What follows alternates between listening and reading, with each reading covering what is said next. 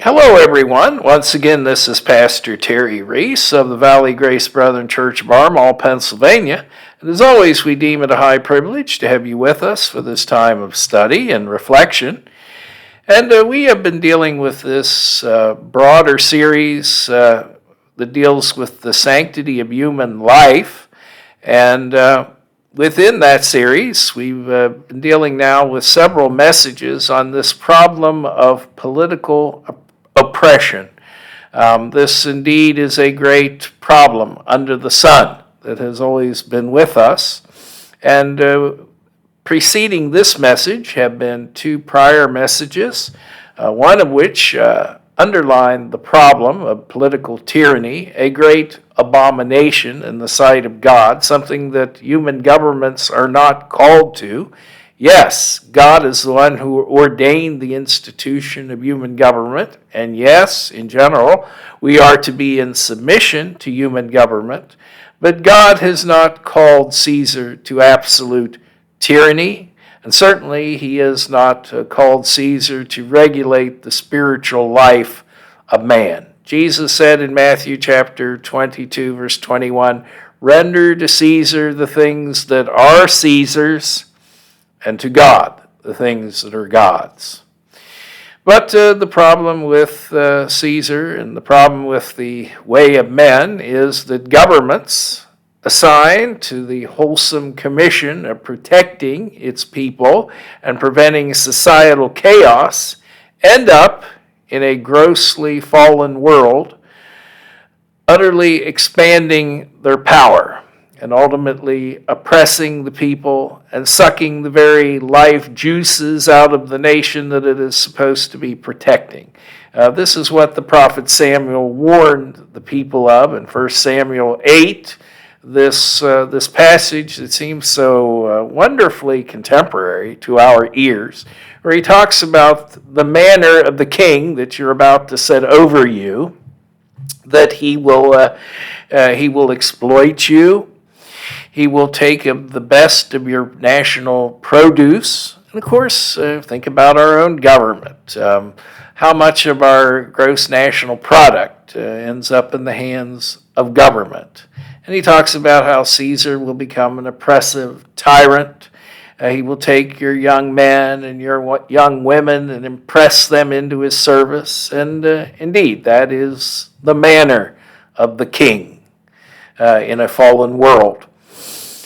The second message that we dealt with we began talking about our response to these things. What should the Christian be doing in response to these things, and what should the Christian not be doing in response to these things? What are the perimeters in terms of the Christian's wholesome level of civic involvement? What manner should our civic involvement comprise of?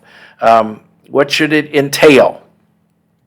Last week we looked at some of the things that we are not called to do as Christians.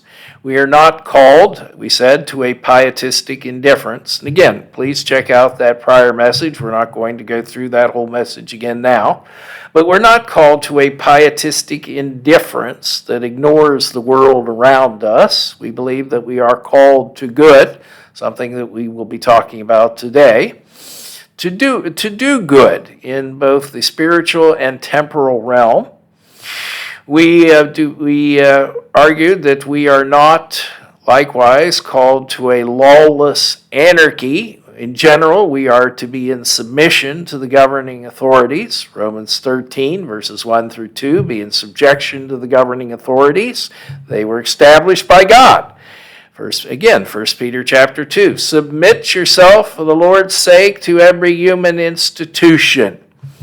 Again, that's a general truism that should be guiding our activity. We are not called to be terrorists or to engage in unnatural, unlawful, unbiblical forms of rebellion.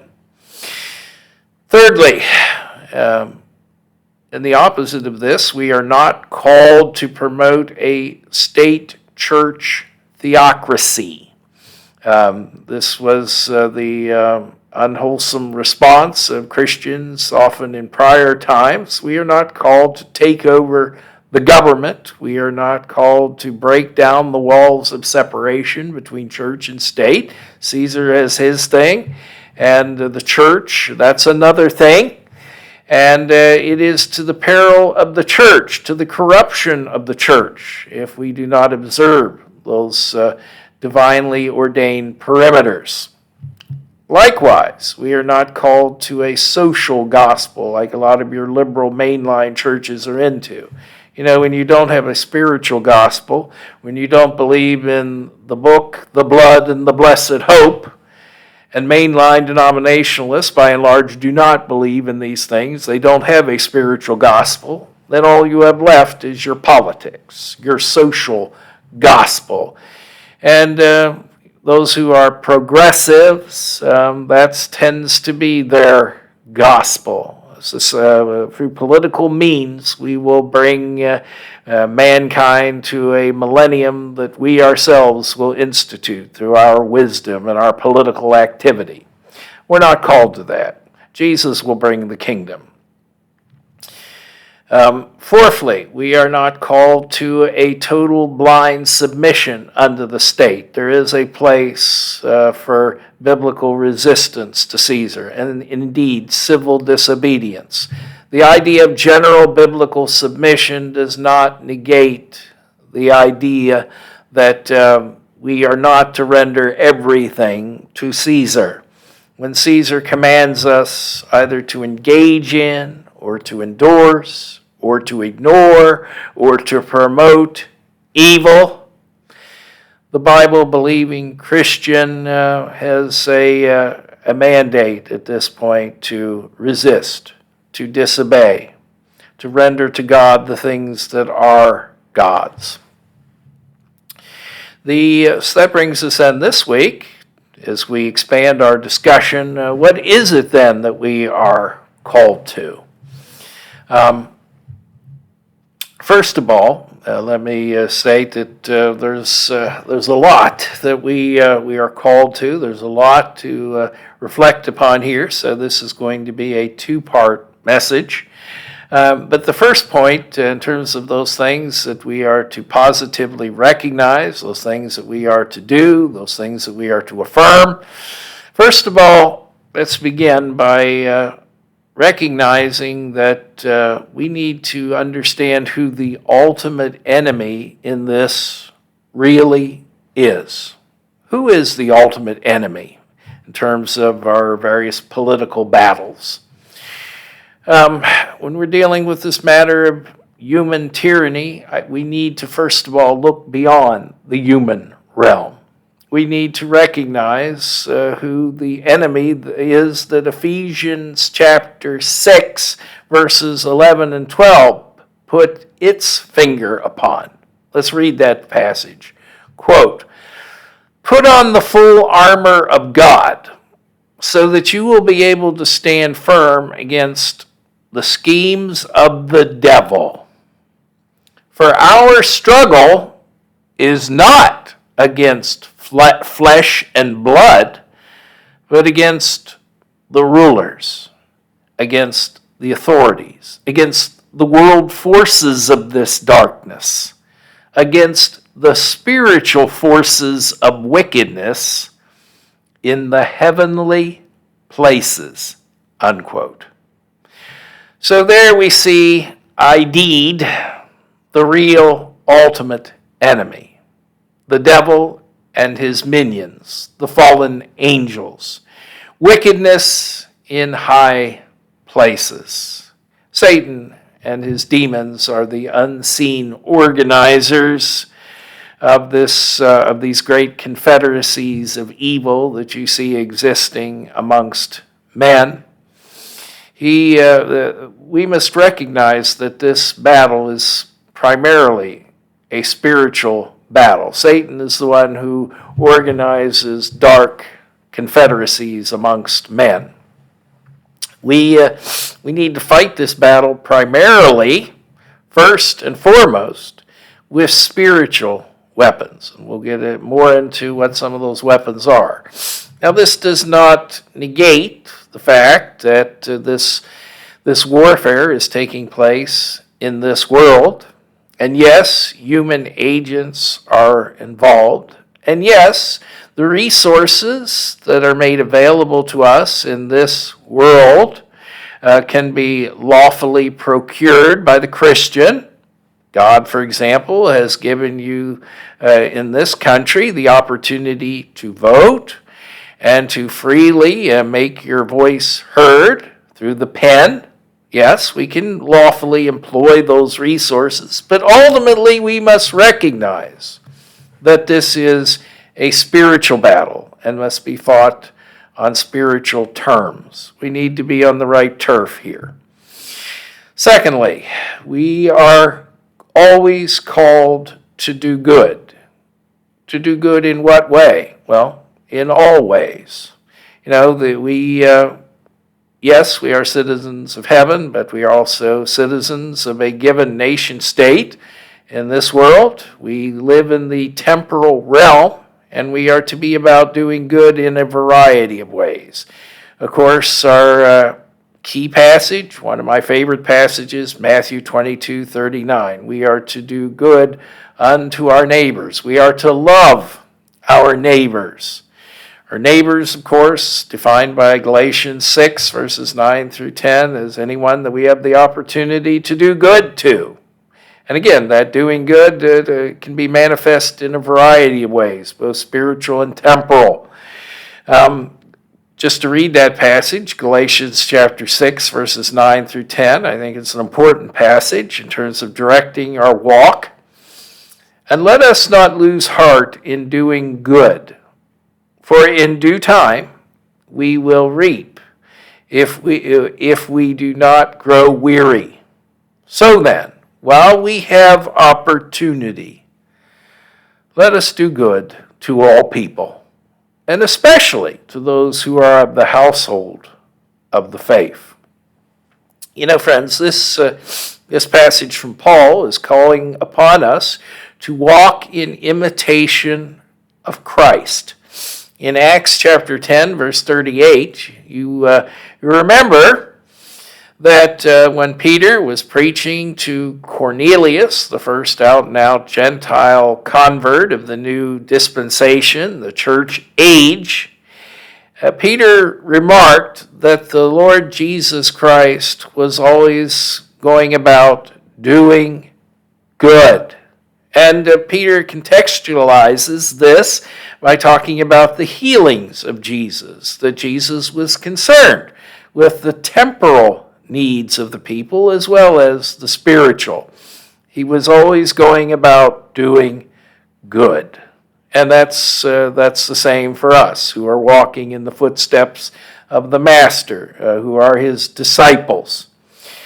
And thus, as it pertains to the political realm, the civic realm, I support active Christian citizenship in keeping with the thought of Jeremiah chapter 29, verse 7. Consider the context of that passage. The children of Israel were being sent into exile by their God, the God of the covenant, that covenant which they broke, and they were being sent as strangers into a foreign land. They were being dispersed into the empire of the king of Babylon, the diaspora. And here's the instructions that God gave them, which was to regulate their conduct within Babylon. Quote, "Seek the welfare of the city where I have sent you into exile, and pray to the Lord on its behalf, for in its welfare you will have welfare." Unquote. Friends, I think that passage says a lot. First of all, these were the children of Israel, the covenant nation. The promised land had vomited them out because of their sins, and they were now exiles, sojourners in a land that was not their own. And, that's kind of the same position that we're in. Our ultimate citizenship is where? It's not here, it's there. We are citizens ultimately of the heavenly realm. That's where our citizenship lies. However, for the time being, as we're living on this earth, we are citizens of a given nation state. Most of you listening to me are probably citizens of the United States of America. And we are to seek the welfare of that society. We are not to be indifferent to our country. We are to seek its welfare. We are pilgrims just passing through, that's true. But while we're here. And we have responsibilities, a responsibility to do good and to work for the welfare of our native land. Yes, patriotism is a Christian virtue within wholesome limits. Caesar is never our God, but nonetheless, we are to have an affection and a loyalty, a regulated loyalty to our native land. I mean, regulated in the sense that first and foremost, we belong to God. But yet, part of our responsibilities unto God entail being good citizens of the country that He has placed us in. Patriotism is a Christian virtue. It's not to be despised. Seek the welfare of the city where I have sent you into exile. We're also to pray to the Lord on its behalf. Of course, that's one of the things we'll be talking about in this discussion. The power of prayer, the importance of prayer. You know, we have available to us the greatest power source in the universe, God Almighty. How often do we avail ourselves of that omnipotent, omnipresent, omniscient power, the Lord God Almighty who reigns? Do we pray regularly for our country as we're called to? And the prophet Jeremiah reminds us in the last clause here, for in its welfare, that is the land that you're living in, for in its welfare you will have welfare. You know, friends, as we think about this matter of doing good, I believe that it is good. It is a good thing under God to work through lawful means to preserve our freedoms to say what we want, to think what we want, to communicate what we want, to organize societies, to petition, and most importantly, our freedom of religion, to preserve our freedom of religion. I think that is a good thing. I think that's a good thing, a good goal to work towards, to ensure our freedom in this country to preach the gospel. You know, friends, I would have you contrast, if you don't think that's important, that we have such freedoms in terms of our spiritual mission. I would ask you to contrast two nations that are kindred nations, North Korea and South Korea. Here are two nations in the modern world which share a heritage. They are both Korean nations. They share a common cultural heritage, and yet how different life is in both of these nations. In one nation, Christianity is outlawed. You cannot preach the gospel in North Korea, at least not lawfully. It is a totalitarian state. The royal communist family, the Kims, they are essentially they demand worship of their people. In fact, even though communism is a materialistic, atheistic ideology, nonetheless, this regime even promotes folklore that the Kim family, that they have these mystical powers even to control the weather. You know, these men are essentially worshipped. There have been 3 generations of leadership in this family. The foundational dictator, Kim Il-sung, his son, Kim Jong-il, and now Kim Jong-un. But this family wages absolute power. They demand a godlike devotion, and that just doesn't just is not compatible with biblical Christianity. That would be asking the Kims to share their throne with God, and they're not about to do so. And so there is no freedom to preach the gospel in North Korea. There's no freedom to openly establish a church. And as you look at North Korea, there are no churches. There are no churches, zero. I remember an awful story from out of the Korean War. You'll find that story, by the way, related in a book that was written by D.C. Talk that talks about the radical path of the martyrs in the modern world. And I think it's entitled Jesus Freaks. But in that book, it relates the awful story in modern Korea during the time of the foundational dictator, Kim Il-sung, that there was a certain village where there were a lot of Christians living, and there was a demand by the Korean government that the people renounce the Christian faith, and they failed to do so. So the people were ordered to lie down, forming a human road of flesh and blood, and then a heavy tank roared across this road of flesh and blood, killing all the people, wiping out the village. This is why there's no churches and there's no free expression of the gospel in North Korea. And there just is not that freedom, and the result is there's no churches. If there is any Christianity there, it is so small and so underground that it is indetectable.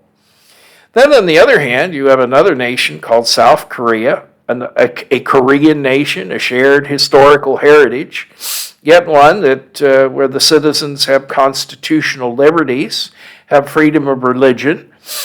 And there, in that Asian nation, an Asian, Far East Asian nation, Christianity is flourishing. There are many, many churches in South Korea, some very large churches in South Korea. Friends, don't tell me that this matter of political liberty has no connection to our ability to fulfill the Great Commission. Okay, there is that relationship. So we are dealing with a spiritual matter here when we're talking about political liberty. Now, I know some of you will quickly say, well, the early Christians in the Roman Empire during the ante-Nicene period, the period before Constantine, they lived under imperial persecution. There were 10 imperial persecutions, and somehow Christianity flourished. Didn't Tertullian say back in the 2nd or 3rd century, the early church father, that the blood of the martyrs is the life blood of the church, and the church is called to fulfill the Great Commission no matter what the prevailing political conditions are? Yeah, that's all true. I would say, however, first of all, that you're dealing with the technology that is at the disposal of modern political dictatorships, and you look at the particular circumstances of ancient Rome, that's quite different than the modern totalitarian state. But having observed that, that still does not change the fact that modern dictatorships do use their power successfully, often to inhibit the progress of the gospel. It's a good thing, friends, that we preserve our freedom. That's doing good. That's doing a spiritual good on behalf of our fellow man. By the way, also consider the modern Middle East. Consider Saudi Arabia. There you have a rather tyrannical regime, a theocratic regime that's under the sway of the Wahhabi movement, a radical expression of Islam. And there are no churches. flourishing above ground in Saudi Arabia. Okay, so it does matter. It matters whether or not you have political freedom. If we support the free progress of the Great Commission, we should be favorably disposed towards working to preserve our freedom in this country. Secondly, when you think about this matter of doing good, we think it's also doing good to serve as an advocate for limited government. Anytime Caesar usurps the prerogative of God, this is a great evil. It's not good, it's evil. We should be working as we have this opportunity within our country, using constructive, lawful, godly means to ensure that our government remains, at least to some extent, a limited government. Thirdly, in terms of this matter of doing good, friends, when you think about doing good, I think it's good to protect children and the powerless. Shouldn't we be all about protecting our littlest neighbors? To do good, to love our littlest neighbors, our most helpless neighbors, our children? I think it's good, friends, to be an advocate for pro-life. I think it's good to work in constructive, lawful, godly ways to keep children from being murdered in this country, and that's all abortion is. It is the murder of human beings. It's evil. It's good to fight against that. It's good. And we're to be all about doing good, just like our divine master, Jesus Christ. Do good. And I think it's good to protect our children, not only from this prevailing culture of death, but also from this culture of moral perversion. I refer you, by the way, to an earlier message I gave 3 weeks ago, which is available on Rumble and YouTube and Internet Archive, on this matter of the exploitation and the oppression of human beings, economic oppression. You see all manner of child trafficking today. You see all manner of perversion in our society today. It seems that the sexual exploitation of children is running rampant in this modern post-Christian Western society. I think it's good that we work to enact just laws to protect children. I think that's loving your neighbor, your most helpless neighbors. We think about some of the things that are going on in our public schools, the vicious indoctrination of children, even outlandish things like bringing drag queens in and other perverts, allowing them access to children, allowing pornographic literature to flourish in public libraries that can be accessed by elementary age children. Friends, I think it's good to work to have decent people running our school boards and beyond that, our state education departments and our national educational department. I think that's a good thing. I don't think these things should be in the hands of moral perverts and degenerates. You look at all this lively trans culture that's going on today, where you have perverts who want to encourage children to question their gender identity and perhaps even begin to mutilate themselves through these so-called treatments. And you have various counselors that want to lurk in the background, working behind the parents, behind the scenes, behind the backs of parents. I think it's good to enact legislation to protect our littlest neighbors, to love our littlest neighbors. That's good, that's good, that's good. And I hope you think it's good too. Okay? We're to be about doing good. So I think some civic involvement is called for. We need to elect the right people. We need to at least vote. You know, friends, the great scandal here is there's millions of evangelicals who don't even vote. That's a statistical fact. Oh, they're all the same, all these politicians. So we allow the wicked to be empowered. And, or we're just not interested. I don't care about abortion. The babies are being killed. All I care about is how are the Steelers doing? And what's for supper tonight? That's what I care about. Friends, we're to be about doing good to our neighbor. We're to be about loving the Lord our God with all of our heart, mind, soul, and strength, and we're to be about loving other people. That's not a suggestion. That's a divine command. Now, you think about this matter of doing good. All I have time to do today, when you think about this matter of godly resistance to the state, I had mentioned that we are not called last week to this matter of blind, total submission to the state. Yes, general submission to the state is a biblical principle, Romans 13, 1 Peter 2, yes, but that doesn't mean total submission.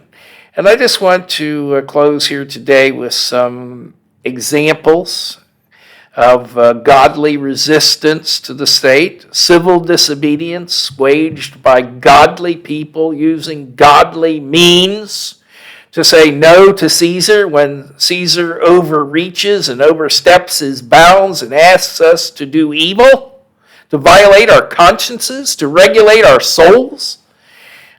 These examples I'm giving, by the way, they do not include Israelite resistance to foreign occupation, because I don't want to involve the whole dispensational issue there that the promised land was given to the Israelites and uniquely to the Israelites, and that foreigners had no rights to it. I'm getting into more things that are applicable today. For example, the Israelites resisting the state in foreign lands where they were subject, or within the political culture of the nation of Israel itself, where you had Israelites resisting ungodly Israelite authority, things that would be more applicable to our present situation. Let's just start here with some of these examples. In case you don't believe in this idea of civil disobedience, first of all, consider the midwives, the godly midwives, the Israelite midwives operating in Egypt. You'll find that in Exodus chapter 1, verses 15 through 21. You remember that the Israelites, during the time of Jacob and his sons, the 12 patriarchs, had come down into Egypt, which became a natural incubator, the land of Goshen, for a single family to be fruitful and then eventually become a mighty nation, which concerned the Egyptians. And so by the time you get to Exodus chapter 1, you see that Pharaoh has inaugurated a regime of persecution and oppression against the Hebrew people. He enslaves them, he exploits them. Ultimately, he practices genocide against them. And this is where the midwives come in Exodus chapter 1.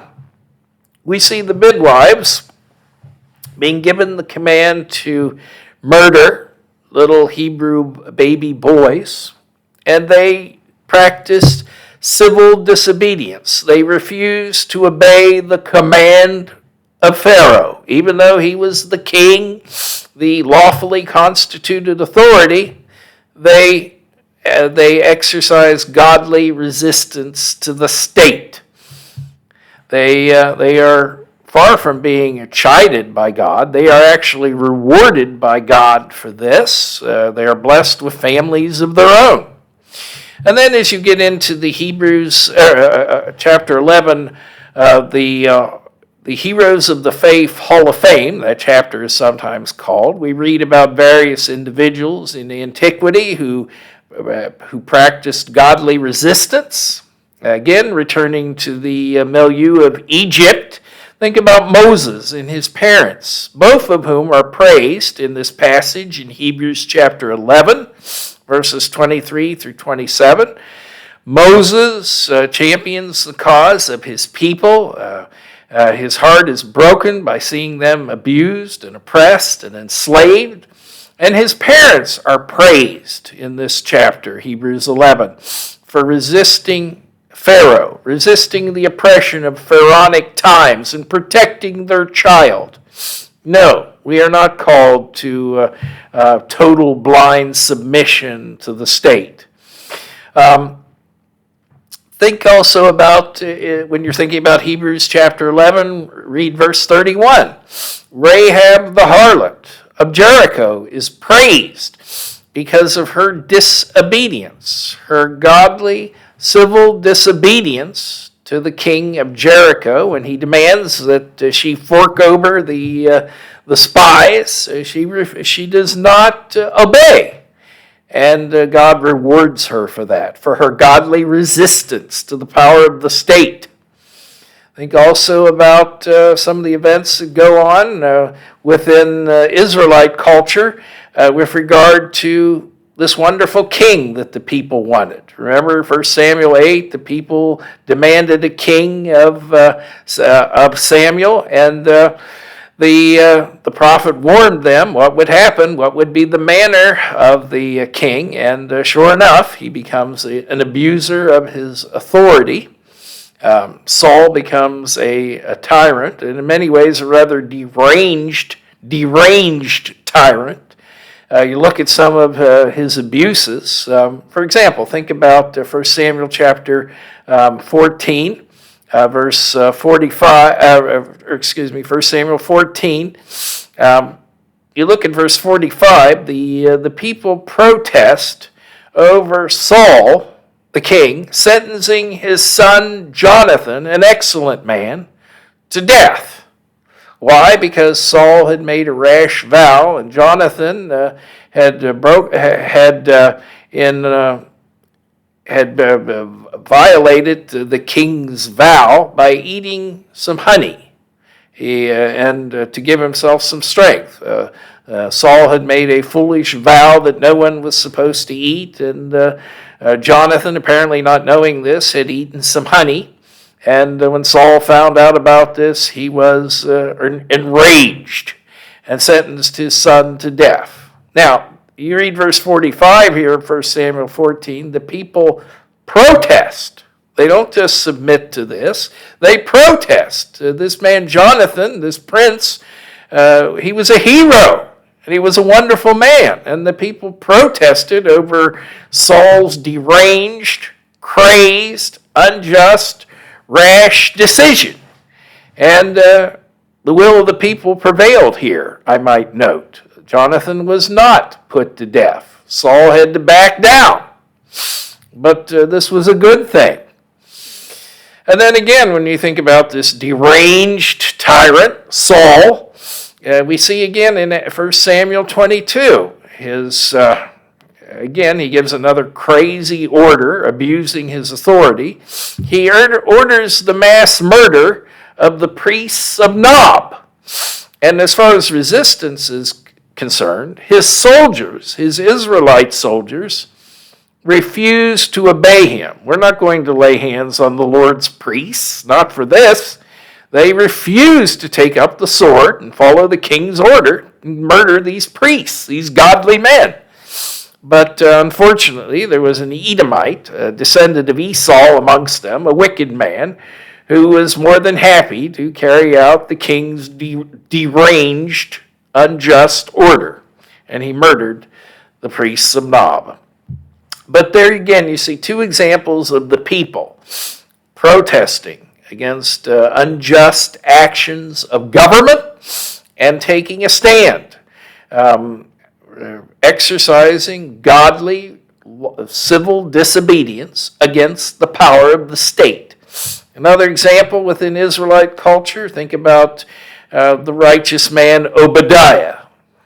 He's spoken of in 1 Kings chapter 18.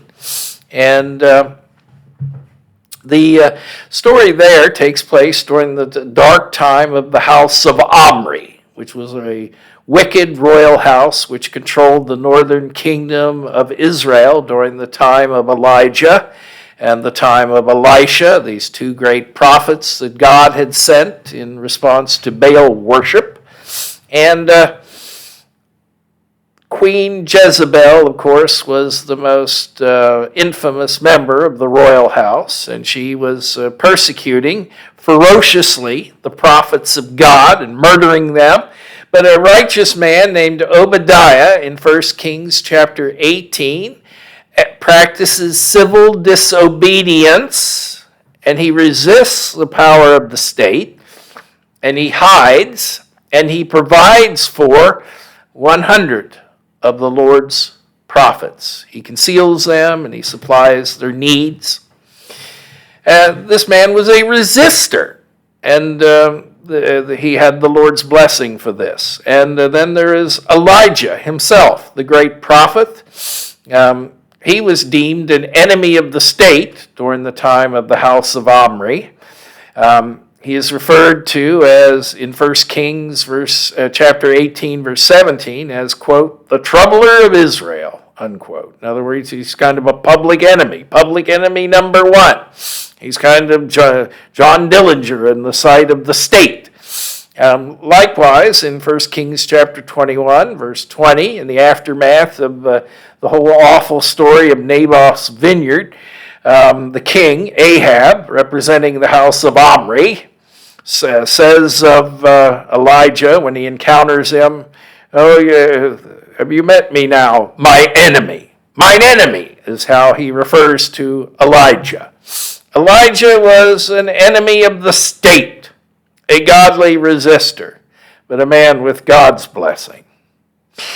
Then there is the story of Jehoiada.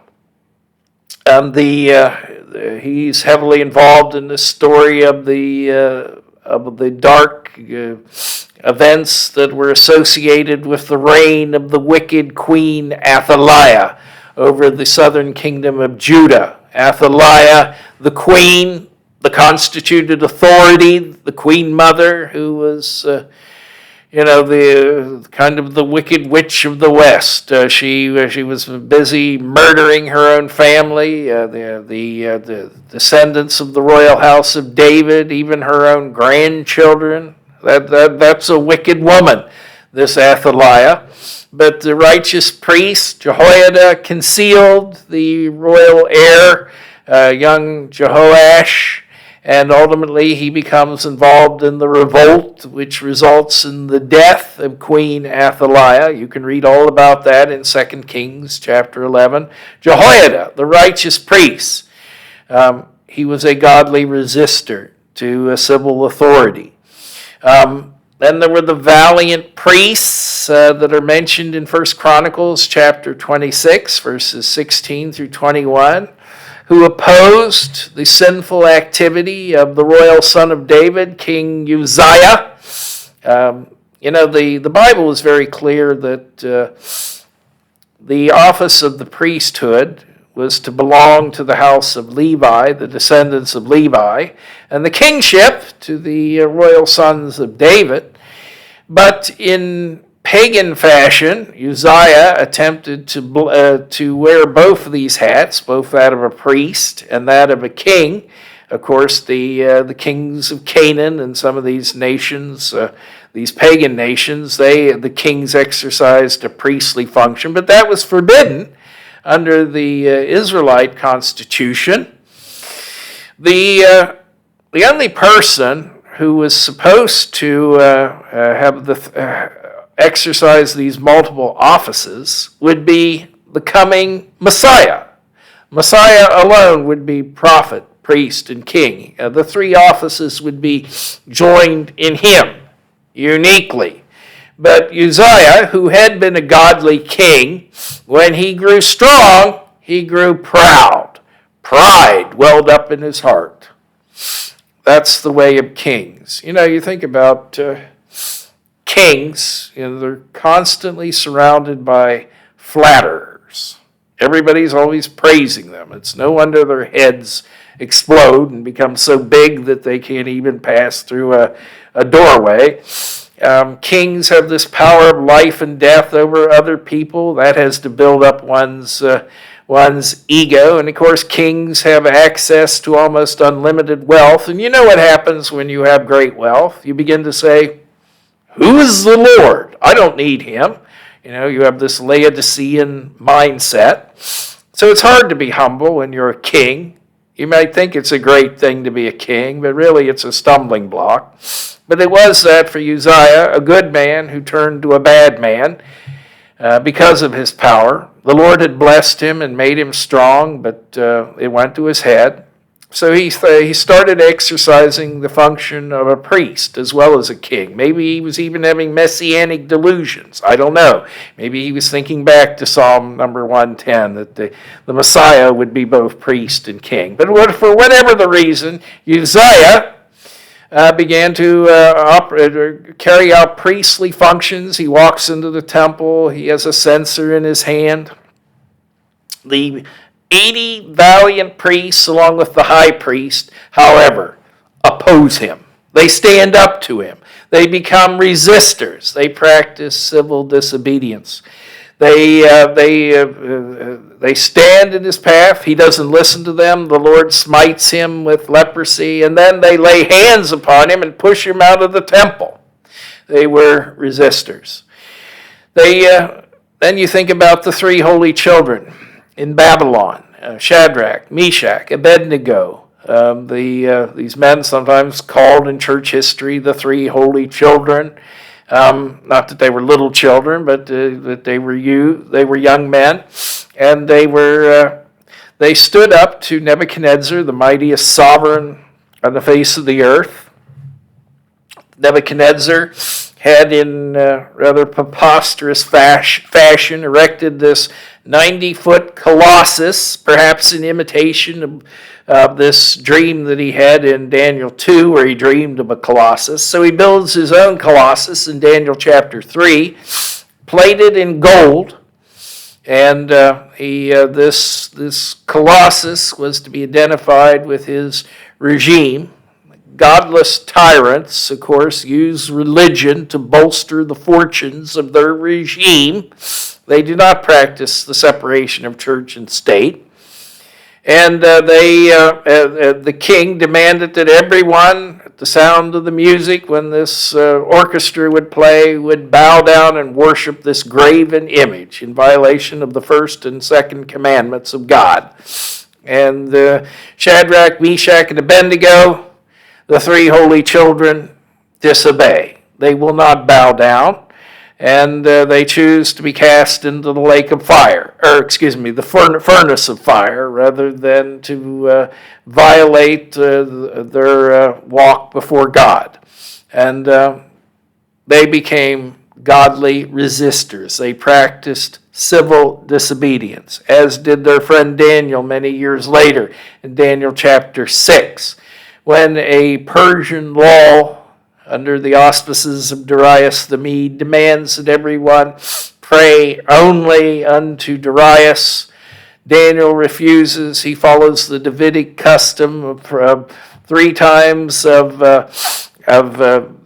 engaging in prayer and devotion unto God. And he does this publicly before an open window, and that's what causes him to land in the lion's den, Daniel chapter 6. The Persian law, the problem with it was it had no eraser. Once a Persian law was passed, even the king couldn't change it. Like you've heard that expression, like the laws of the Medes and the Persians, it cannot be changed. So Persian law was kind of an immovable object. But then again, so is the will of God. God's law, that's an immovable object too. So what happens when these two immovable objects meet, these two colliding freight trains? Well, for the believer, man is the one who has to move, not God. We have to obey God, not man. And Daniel obeyed God, and God blessed him. And he became, another example of civil disobedience. Of course, that brings us to the apostles in Acts chapter 4 and 5. We have 2 examples there of the apostles practicing civil disobedience against legitimately constituted authority. In Acts 4, we see Peter and John arrested, brought before the Sanhedrin, commanded that they not preach in the name of Jesus of Nazareth. This is before the chief priests, these men who had legitimate authority, before the Jewish Sanhedrin, the Supreme Court, so to speak, the Supreme Council of ancient Israel. And they're commanded, do not ever preach in that name again. But you see, these men were apostles. They were eyewitnesses of the resurrection, and they were called to fulfill the Great Commission by God. And Peter and John answer in Acts chapter 4, verses 19 and 20. And they said to them, whether it is right in the sight of God to give heed to you rather than to God, you be the judge. For we cannot stop speaking about that which we have seen and heard, unquote. And again, the next chapter, Acts chapter 5, all the apostles are arrested for preaching at the temple. And they did so because God had directly commanded them to do so at that place. And they are arrested and brought before, again, the chief priests and the council. And you have this discussion taking place in Acts chapter 5, verses 28 and 29. Picking up here with what the priests say, and the council, quote, we gave you strict orders not to continue teaching in this name. And yet, you have filled Jerusalem with your teaching and intend to bring this man's blood upon us. But Peter and the apostles answered, we must obey God rather than men, unquote. Friends, isn't that a motto for believers through every age? We must obey God rather than men. Of course, this sets the tone for the entire apostolic age. We see Peter and Paul both being arrested during the time of Nero. The Neronian persecution was the first of 10 imperial persecutions launched against the Christian church by the Roman Empire. These persecutions were of varying intensity, and some were more universal than others. But the church went through 10 recognized eras of persecution during that period, from the time of Nero up until the time of Constantine the Great, who converted to Christianity. But these tones set by the apostles that prevailed throughout the period of the early church fathers. In the face of emperor worship, the faithful believers would not bow down to Caesar, and if that meant accepting the consequences, being thrown into the arena, so be it. Of course, we see the last of the apostles, John. Again, he's in trouble with the state, closing out the apostolic age with the second imperial persecution, that of Domitian, a tyrant who was so absurd that he demanded to be referred to as my Lord and God. You know, like his household servants, when they would see him, would have to refer to him as my Lord and God. Well, obviously, for a Christian believer, that was impossible. So we see John at Patmos, sort of finishing out his career. That's where, of course, he receives the vision. It is the book of Revelation. But again, this was the tone for the Christians that came after them, and who were like the men who were the disciples of men like John, like Polycarp and others. Polycarp, a great early Christian leader, Bishop of Smyrna, who ended up ultimately in the arena as an old man being torn apart by beasts. This is the way of the martyr's path. Yes, sometimes believers are called to civil disobedience, but this also means accepting the consequences of civil disobedience, walking the via dolorosa, the way of suffering in imitation of Christ.